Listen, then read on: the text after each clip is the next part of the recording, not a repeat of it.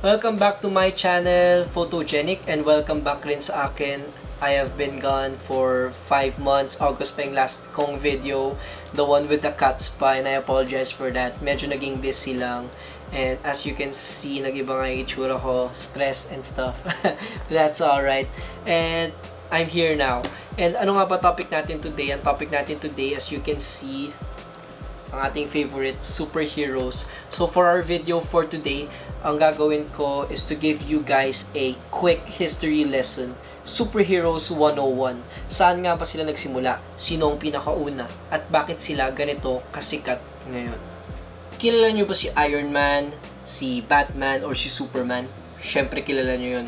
Kilala nyo ba yung team na Avengers, yung X-Men, or yung Justice League, yung ang dami-dami nila? Syempre kilala nyo rin. Pero bago sila naging ganito karami at ganito kasikat, syempre nagsimula rin sila sa isa. At nagsimula yun noong 1938 kay Superman. Noong 1938, it was the time of the Great Depression sa US. There was unemployment, poverty, and starvation for a lot of people sa United States. And so they desperately needed a hero. And Jerry Siegel and Joe Shuster gave them one. And that was Superman, who made his debut in Action Comics #1 noong 1938. And right from the beginning, since day one, Superman has been a defender of justice, an ally of the oppressed, a Boy Scout, the perfect human without even being a human, dahil alien si Superman from Krypton. And after nun, that Superman became the most popular superhero up until today, and we can see his influence in all of us, even in the smallest of ways. And simula nun, superheroes' popularity skyrocketed. Without Superman, there might not be any other superhero today. And so, fast forward, 1939. Noong 1939, another iconic character made his debut, and it was Bob Kane and Bill Finger's Batman. Noong 1939, in Detective Comics number 27, Batman made his first ever appearance, and para siyang opposite ni Superman. Pareha silang hindi pumapatay, pero si Batman pang gabi, si Superman pang araw, and then si Batman is human like all of us. He is flawed and has a more tragic story. Pero 1939 is not only important because of Batman. It is also important dahil dito nagsimula ang ngayon sobrang sikat na Marvel Comics. Dito rin sa 1939 nagsimula si Captain Marvel na tinatawag na ngayong Shazam. At noong 1944, sobrang sikat si Captain Marvel. He sold more than 14 million copies. 1941 naman, isa pang importanteng taon. Dahil ito ang taon na nag-debut si Wonder Woman and changed the superheroine comic scene. Although hindi siya ang first superheroine dahil ang record na yun belongs to Phantoma, she is the most successful and most popular superheroine of all, Wonder Woman. Marvel Comics. Bago ang Marvel Comics, naging kung ano ito ngayon na sobrang sikat na juggernaut ng industry ng comic books and superhero movies, ang Marvel Comics ay nagsimula lang rin sa 1, 2, or 3 superheroes. Syempre, parang DC lang rin. And ang pinakaunang superhero ng Marvel ay si Human Torch, na isang araw ay sasama rin ni Stan Lee sa pinakaunang superhero family na Fantastic Four. At ang pangalawang hero naman ay si Submariner. Isang hero nila ay nagawa noong 1941 na in-introduce nila sa Captain America #1. Na yan, sinabi ko na rin yung pangalan. It was a time of war and they gave United States a patriotic hero in Captain America. Noon, hindi pa Marvel Comics ang tawag, Timely Comics pa. He made his debut in Captain America #1 at ang cover agad ay sinusuntok niya si Adolf Hitler. Ang mga comics rin ay laging kumukuha ng stories or nag-a-adapt sa kung ano ang talagang nangyayari sa mundo ngayon. So, noong 1950s, 60s, nung nauuso na ang science, ang pag-travel sa space and stuff, gumawa ang Marvel Comics ng Fantastic Four, kung saan nakuha nila ang powers nila sa space. Gumawa rin sila ng Incredible Hulk na isang field experiment, Spider-Man na kinagat ng radioactive spider, etc., etc., etc. Another proof of this is Superman 170, kung saan JFK gave Superman a special assignment. However, the issue was released after the death of John F. Kennedy. So lahat ng profit was donated to the John F. Kennedy Memorial Library sa Harvard University. And just a fun fact, 1950 was the year na nag-debut sa Filipino Comics number 77 yung pinakasikat na hero ng ating bansa na si Darna. Noong 1980s naman and 1990s, nag-change ang comic book scene. Dahil ito primarily sa dalawang authors. Naging mas dark ang tone ng mga comics nung mga time na to. Ang unang author na pag-uusapan natin ay si Frank Miller na nagsulat ng 300 at ng Batman Year 1. Pero ang pinakasikat niyang gawa sa mga superheroes ay ito, The Dark Knight Returns, kung saan si Batman ay matanda na, middle age, retired na, tapos dahil sa mga nangyari sa paligid niya, he was forced to come out of retirement and fight crime. As usual, he is the Batman. And sa sa story na to, naglaban sila ni Superman. This is a very good book. Kung meron kayong budget or stuff, take time to read it. It's very nice. And also, ang isa pa natin pag-uusapan na author is walang iba kung hindi si Alan Moore, who wrote V for Vendetta and also created The Killing Joke, and also yung pinakamagandang comic book sa lahat for, in my opinion, The Watchmen, kung saan si Dr. Manhattan and Rorschach and Ozymandias, etc. will deal with an inevitable World War III. Yan. Napakaganda nitong books na to, itong dalawa. Also, I believe Zack Snyder did a good job in creating the movie for Watchmen. Syempre medyo kulang and syempre medyo iba, pero it was good enough. Another notable comic book was in 1992. May mga fans na wala nang pakialam sa comics or kay Superman, pero nung time na nilabas to, everyone was crazy about it. It's 1992's Death of Superman, kung saan napatay ni Doomsday si Superman sa suntukan. However, just the very next year, Superman was back, flying again. Pag-usapan naman natin ang mga movies and TV shows ng superheroes. Siguro yung pinakasikat na TV show ng superhero sa lahat was on 1996, when Adam West starred in Batman, diba? Sobrang sikat nun. And kung makaka-download kayo or makakabili kayo ng disc, it's very campy, pero it's very enjoyable. You can still watch it up until this day. Adam West portrayed Batman in such a light tone na sobrang different from what we see today. And then also in 1978, You Will Believe a Man Can Fly, when Christopher Reeves first donned the cape of Superman in 1978's Superman. Pero nawala rin agad yung momentum dahil masyadong campy or masyadong corny yung mga sumunod na movies. And dahil nag-a-adapt yung movies sa kung ano yung nangyayari sa comics, dahil naging dark yung comics with the release of Dark Knight Returns and Watchmen, etc., naging dark rin yung susunod na magiging big picture ng DC, which was 1989 Tim Burton's Batman, starring Michael Keaton, who will reprise his role in the upcoming movie The Flash. In the 1990s, wala masyadong sikat na movie na release ang Marvel, and ang DC puro Batman, though yung mga movies naging silly and sillier and sillier until nawala yung momentum ulit. Parang nangyari sa Superman.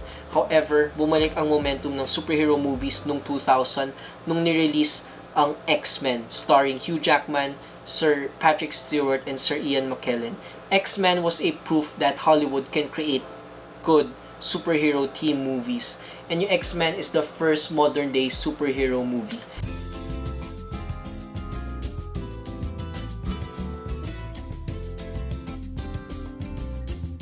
Sinundan rin ito ng Marvel's yung kay Sam Raimi directed Spider-Man franchise, and Spider-Man starring Tobey Maguire was so good. Every movie was one of the biggest movie of the year it was released. Pizza time.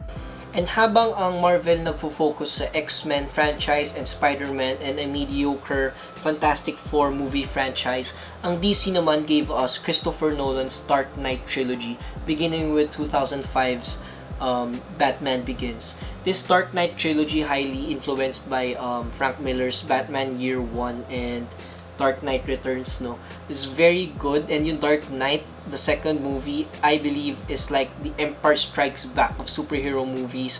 It's actually the best superhero movie ever para sa akin, yung The Dark Knight.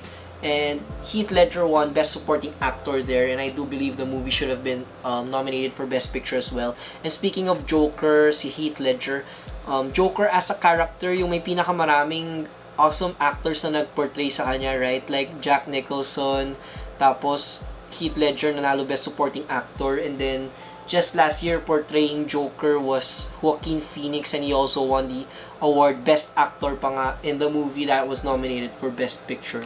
So, astig ka Joker, pero you're a bad character, so I'm Batman, so I hate you. And noong 2008 naman, Robert Downey Jr. portrayed Iron Man and reintroduced the great superhero to the world. And this was the birth of the Marvel Cinematic Universe, the MCU. The Marvel Cinematic Universe ang pinaka-successful na movie franchise in history. Siguro, mas malaki pa ito sa Star Wars. And may the Force be with you. And the MCU was so good at following their effective, very effective formula. I don't know how to describe it. The perfect balance of drama, comedy, and perfect action. And yung MCU na yan, everything they touched turned into gold. Just like lesser characters now being household names. Yung Guardians of the Galaxy noong 2014 by James Gunn, everyone questioned bakit gagawan ng movie yung Guardians of the Galaxy. Sino ba yung Guardians of the Galaxy? Sabi nung iba, it will be their first real flop of the MCU. Pero ngayon, everybody knows, I am Groot. Diba? And that's from Guardians of the Galaxy, which for me is one of the best movies ng MCU. Maybe top 3, 2, or even top 1 movie ng MCU. It's a complete film. And yung ano pa nila, yung playlist nila, Come and Get Your Love, Hooked on a Feeling, Pina Colada Song, Escape, grabe. Sobrang ganda talaga nung movie na yun. So, panoorin nyo na lang ulit kung bored kayo. And also, MCU, yung 22nd entry nila, 22nd, grabe, ang dami na, di ba? Entry nila was the biggest movie ever made, and that is this movie. It's Avengers Endgame, which should have been nominated for Best Picture. A very, very good movie. Di mo alam kung ano mafe-feel mo, ipapayakin ka, papatawanin ka sobra, tapos sobrang mapapawaw ka na lang sa lahat ng pinakita sa yung action in the last, 1 hour. Grabe. Speechless ka throughout the film. Very great movie. Noong 2013, DC came up with their own shared universe of superheroes, and it's called the DCEU, or the DC Extended Universe. And yung first movie nila was 2013's Man of Steel, starring Henry Cavill. And ang DC, para sa akin actually parang perfect casting sila ang DCEU, Superman, Batman, Wonder Woman, Aquaman, Harley Quinn, lahat Deadshot. Ang gaganda nung casting. Syempre may exceptions, no, like Joker and Lex Luthor. Excuse me. And yung DC movie na yun, yung Man of Steel, it was followed by a really good movie, also directed by Zack Snyder, director ng Man of Steel, ng 300 ni Frank Miller, and ng Watchmen ni Alan Moore. It's actually a really good movie, Batman v Superman. In this movie, you will get to see, para sa akin, the best portrayal of Batman yet in a movie. And I think it's a really good movie. It's a serious movie, political, yung iba nilang views about Superman. And if you just understand it and give it another chance, maybe baka ma-enjoy mo rin. So, try nyo ulit. I really like that movie. And noong 2017, na-change ng DC yung superhero scene by giving us Wonder Woman starring real-life goddess Gal Gadot. Wonder Woman was the first really successful superheroine movie. That's why it is very legendary. And pag-usapan naman natin yung mga TVs, yung mga TV shows, mga news and stuff right now going on. So TV shows, sobrang boy pa rin. The Flash, Arrow, Legends of Tomorrow, Supergirl, tapos sa Marvel, Agents of S.H.I.E.L.D., tapos diba sa Disney Plus magkakaroon ng Loki, ng Falcon and Winter Soldier, tapos ng WandaVision, tapos may She-Hulk pa, etc. Ang dami sobra. So, tapos magkakaroon pa yung movies pa na upcoming, yung Spider-Man, it's like everyone's coming back, no? Sa Spider-Man 3. Tapos si Robert Pattinson, so maybe the biggest movie of the year next year, yung Batman, Robert Pattinson, Black Widow, na delay, and then we're also going to get to see finally us united. We're going to see Zack Snyder's Justice League. So yun, di ba? Astig. And sa dami ng news na yan na binanggit ko sa inyo in the last minute, wala pang kalahati yan ng talagang superhero news and superhero updates that we get every month. And honestly, kung isipin mo, it's like it's super big, and people right now are crazy for superheroes, if you think about it, to a point that we can call this media, this era ng movies and comic books. No, just movies. This is the time of superheroes. This is the age of superheroes. Alright, mukhang doon na magtatapos yung video natin for today.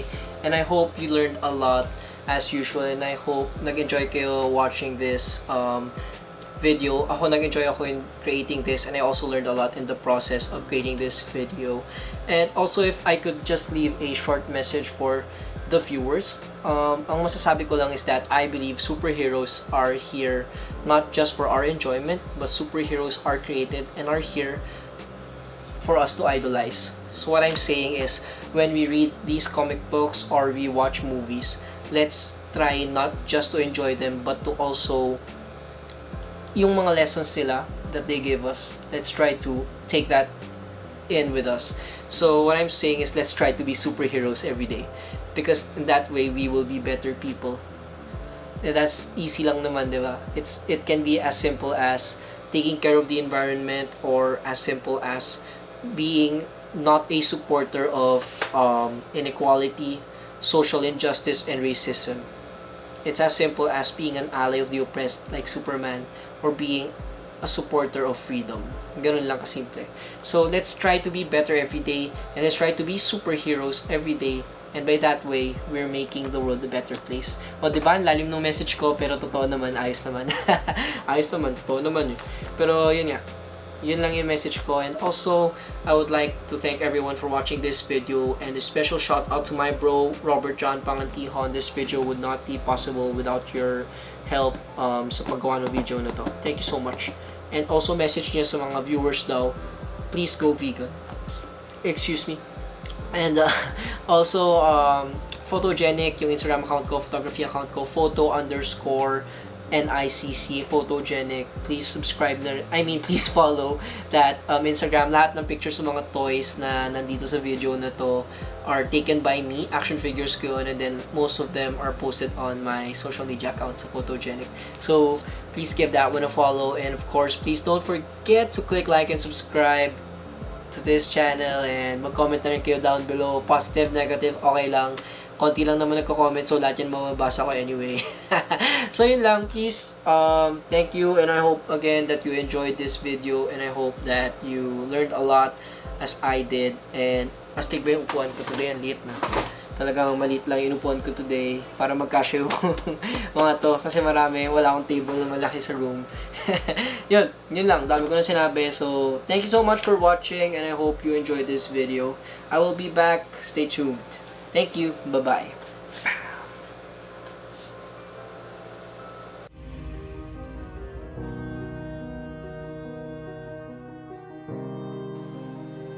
Aya, help! Sounds like a job for Superman.